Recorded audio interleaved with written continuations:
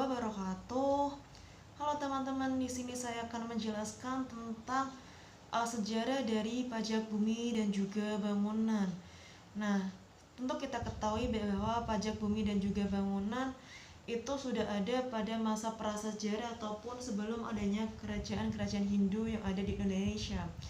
Rakyat sudah mulai dibebani dengan persembahan upeti ataupun penyerahan wajib dalam bentuk natura kepada para penguasa sebagai tanda pengakuan atas kepemimpinan dan juga bukti rasa syukur atas pengayoman dari penguasa tersebut.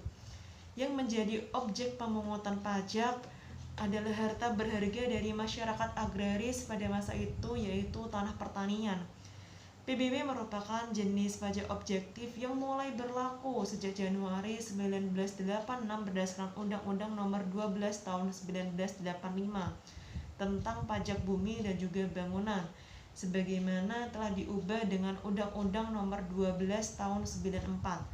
Jenis pajak ini bukanlah tergolong jenis pajak baru karena pada dasarnya terdapat jenis pajak yang memiliki kesesuaian dengan PBB yang telah lama dikenal dan dikenakan jauh sebelum diundangkannya Undang-Undang Nomor 12 Tahun 1985.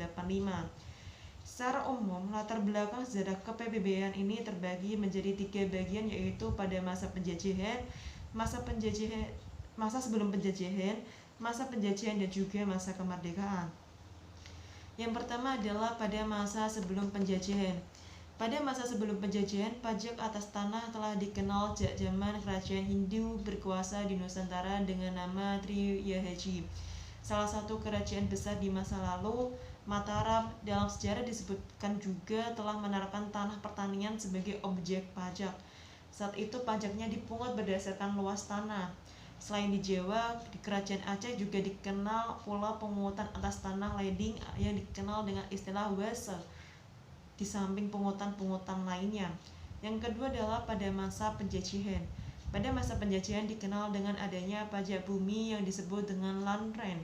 Jenis pajak ini diperkenalkan oleh Sir Stamford Raffles, seorang gubernur jenderal Inggris di Indonesia pada tahun 1811 sampai dengan tahun 1816. Land rent dikenakan terhadap semua jenis tanah produktif dan juga wajib pajaknya adalah desa ataupun kepala desa, bukan perseorangan. Karena para kepala desa dianggap sebagai penyewa yang harus membayar sewa tanah, besarnya tarif land rent bervariasi antara 20% sampai 50% dari hasil produksi pertanian tergantung pada jenis produksinya. Pada masa penjajahan Belanda pada tahun 1816, pemungutan land rent tetap dipertahankan dengan mengganti namanya menjadi land rente dan besarnya tarif juga diubah menjadi 20% dari produksi pertanian. Selanjutnya pada masa pemerintahan Jepang di Indonesia pada tahun 1942 sampai 1945, nama land rent ataupun land rente diubah menjadi land tax. Nah, selanjutnya adalah pada masa kemerdekaan. Setelah proklamasi kemerdekaan di Indonesia pada tahun 1945, nama land tax ataupun pajak tanah disebut dengan pajak bumi. Pada tahun 1951 sampai 1959, nama jabatan pengelola pajak bumi tersebut adalah Jabatan Pendaftaran Tanah Milik Indonesia atau PTMI, yang mempunyai tugas mendaftar dan juga mengeluarkan surat pendaftaran sementara bagi tanah milik yang terdaftar. Nah, bagaimana undang-undang dan juga peraturan serta keputusan-keputusan yang mengatur pemungutan pajak bumi dan bangunan? Yang pertama adalah Undang-Undang Nomor 12 Tahun 1985 tentang pajak bumi dan juga bangunan, sebagaimana telah diubah menjadi UU Nomor 12 Tahun 94.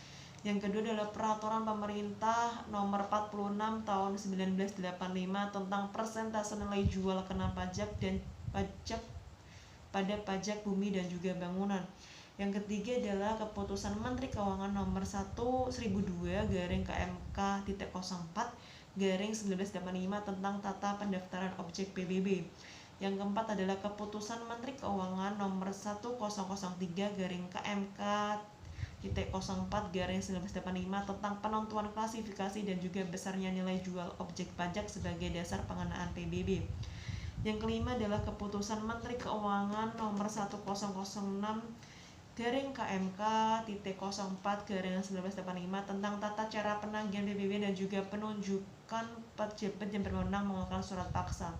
Nah, sekian pemaparan materi pada hari ini. Semoga bermanfaat buat teman-teman semuanya. Saya selaku pemateri undur diri. Wassalamualaikum warahmatullahi wabarakatuh.